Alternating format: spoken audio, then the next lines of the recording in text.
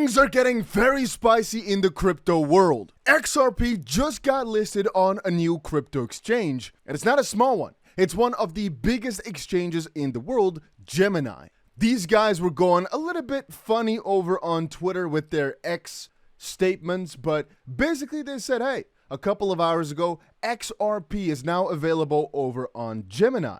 Trading is not fully functional just quite yet, but the deposits are already there. And the most funny part of that was that this is all happening as the SEC just tried to file for an appeal. Again, we have to be specific in saying they're trying to file an appeal, as the appeal itself has not been filed. It's just a question of, hey, Judge, can we actually go against your decision right now? But like I was just saying, it's extremely funny that this listing is happening at the same time the SEC is showing so much opposition. And also, like a lot of you guys were pointing out, it's pretty funny that the XRP price wasn't really phased at all. So what's remarkable is the SEC keeps on trying to destroy the pumps. They keep on coming at exactly the worst time, trying to hype us up a little bit by showing their weakness and, taking it away by going for a lawsuit against Hex, and then coming again with an appeal at the end of the end when everybody thought they would not go for it anymore. I don't really care though, because honestly, my bags are already filled. And I've told you many times, I am extremely bullish on XRP. But before we move on, make sure you go ahead and press the like button on this video. You don't have to, you don't get anything from it, but it helps these videos out. Anyway, guys, I keep on seeing in the comment section, Dusty, don't spread misinformation, don't spread FUD. I quickly want to reiterate again, the SEC did file for an appeal. That's final. It did not get denied, but it's also not FUD even if they were to appeal. Think about it from this context. If the SEC tries to backtrack the decision, at the end of the day, all they're going to hear is, no, this will not change. And the problem is here, people falsely mistake this appeal to be at the status of XRP. No, XRP itself is not a security, and that cannot change. There's nothing really that can change that idea. What can change is how Ripple, in some instances, sold XRP, and what will happen to exchanges afterwards is yet to be seen, but that's all for in the future. It could be months or years out. Right now, all that matters is whether or not Ripple has a good response, and whether or not afterwards the judge and the Second Circuit say, yeah, you know what, SEC, you should be allowed to appeal. And from that point on forward, we're going to start talking about it. What was also peculiar, and a lot of you guys have probably been kept in the loop, but that was that PayPal was filing for their stablecoin, right? They launched a stablecoin, PyUSD, and now John Reed Stark, an ex-SEC member, is saying this: banking regulators issue a stern warning to any bank doing business with PayPal, continuing an unprecedented financial regulatory onslaught against all things crypto. The Federal Reserve just issued yet another announcement relating to any bank that has anything to do with cryptoverse, including and especially the newly minted PayPal stablecoins. This latest Fed move puts dealings with the crypto sector under its new Novel Activities Supervision Program, in which the Fed's specialized experts in digital assets will work alongside the regulator's regular supervisors. And so this is about to be an interesting twist here, where again, the Fed is not happy. They're not happy at all with PayPal doubling down on the crypto space. Again, it also makes sense. All these countries are looking deeper and deeper into creating their own CBDC, and they're busy with their own digital currency programs. They do not want any other institution that is not fully owned by the state. Because again, the state at the end of the day is also a business to have any sort of, let's call it, autonomy. As a Fed, if you want to get your digital currency out there, why would you allow for any other company to have a currency? You don't want that because it's going to take away from your dominance. But at the end of the day, that's why we love these decentralized currencies, because nobody can stop them. The Fed doesn't like it. And as we've seen, the entirety of the US is against crypto for the most part with the way the SEC has been acting. But they can't get rid of it. As you all have seen, they cannot get rid of XRP however hard they want it. And again, we can start shouting about where I think these prices are going to go, because damn, oh damn, do I get hyped up and excited when I think about the idea as to how much this is going to change the world, these digital currencies here were not meant for, let me just send some money to my friend here. No. This was way bigger. It's about the idea of making sure nobody can mess with your money. If you want to send money around the world, you should be able to do that. And actually just now was checking a discussion with some of my other YouTuber friends. He tried to send money around the world, and fun fact, the banks lost it. And the one bank is saying, no, go ask the other bank. The other bank saying, no, go ask the other bank. And it could take 6 months or whatever to get that finished. It's crazy. They're using a freaking 1,000-year-old system. SWIFT is so outdated. It's so stupid. And again, I don't like the idea that at any point can it just decide to take your money from you. But hey, I'm getting off track a little bit.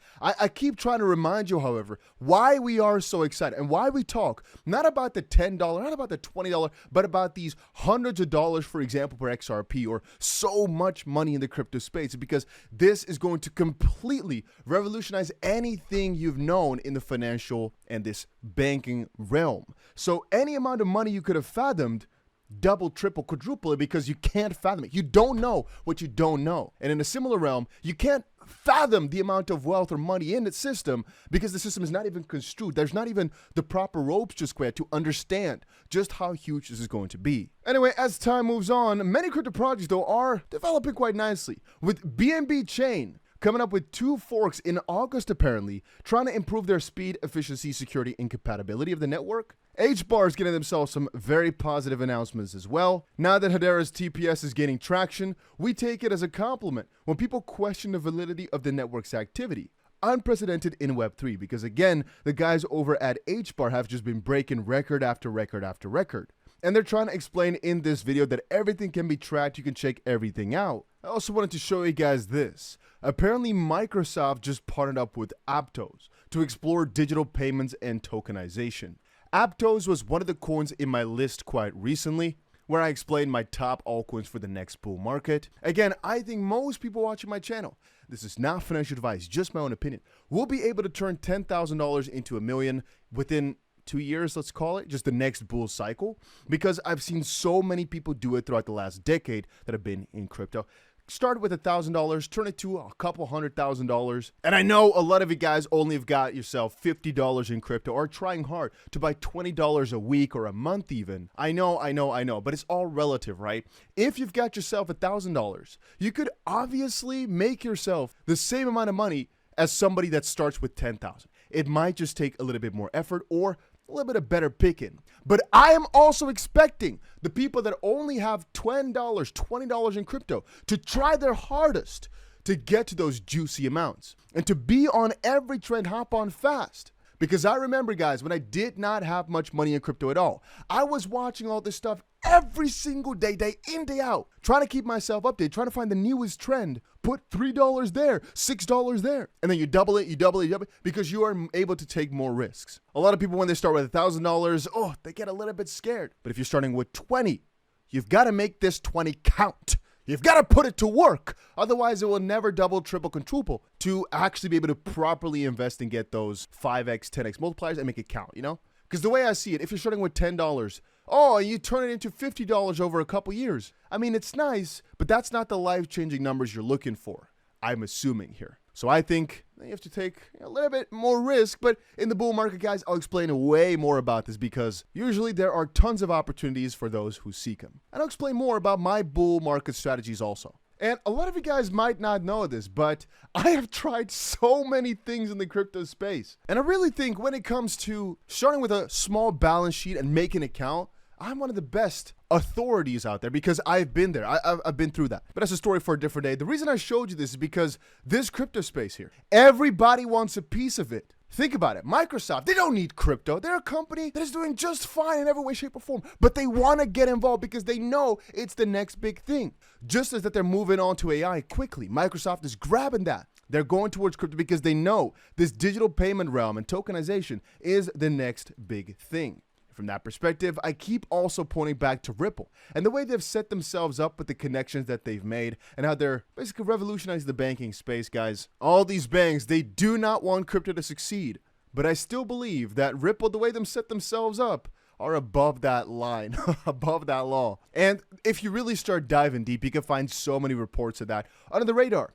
This 2021 annual report from Banque du Caire states they have signed a contract with Ripple. Noting they are connecting with 3 other partners, this confirms 2 Egyptian partners. I still believe we have only seen about 1% of the actual connections, partnerships, whatever, that Ripple's got. Why is the price not reflecting it? Because I don't think Ripple wants it to be reflected just quite yet. If Ripple really wanted to, and I know this might sound a little bit strange, but they could probably get the price of XRP up a significant bunch. I think at least 4x, 5x, 10x with very little ease, or much ease. How do you say that? Little work, basically. They could do that.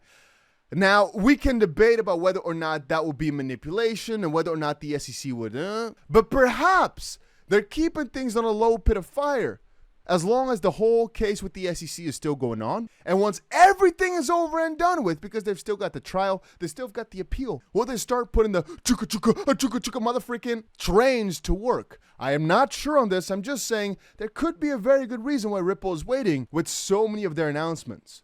Or is it only because of NDAs? Is it only because these banks do not want others to know that they have already hopped on the bandwagon of crypto? Or, and this would also make a lot of sense, are they being skeptical? Because like we just saw with PayPal, the moment that they announce they want to work with crypto in any way, shape, or form, they get shot down, all right? They're coming for you. And perhaps none of these banks are looking for that trouble just quite yet. And so Ripple is also a real G in keeping it quiet. I don't know, guys. John Deaton said a little while ago as well, if the SEC still appeals, they're freaking stupid. And the way I keep seeing it is any entity that is against crypto inevitably is going to lose. And they're going to try.